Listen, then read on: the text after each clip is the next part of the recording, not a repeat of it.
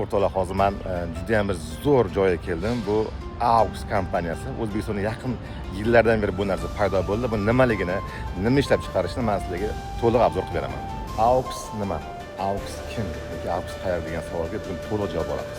Xitoyda joylashgan AUX kompaniyasi o'zining ishini 1986-yildan beri boshlagan. Birinchi ishi mana shu orqa ko'rib turganlar televizorlar uchun antenna ishlab chiqarish bilan shug'ullangan. 89-yildan boshlab счетчикlar, mana faqat 94-yildan boshlab konteynerdan ishlab chiqarish bilan shug'ullangan. O'rtoqlar, AUX kompaniyasi nafaqat hozirgi kunda konditsioner, meditsinskiy narsalar ishlab chiqarmasdan bытовая texnika bo'yicha juda ham ko'p narsa ishlab chiqarayotgan o'zbekistonda.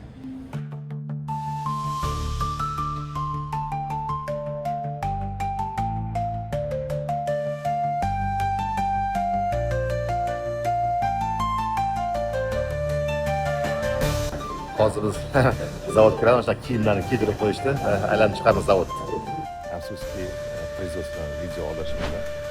Производствоdan kelib, konferensiyaga keldik. Konferensiyamiz tayyorlab hozir har bitta inson uchun alohida smenasiga alohida. Mana bizning stoligimiz.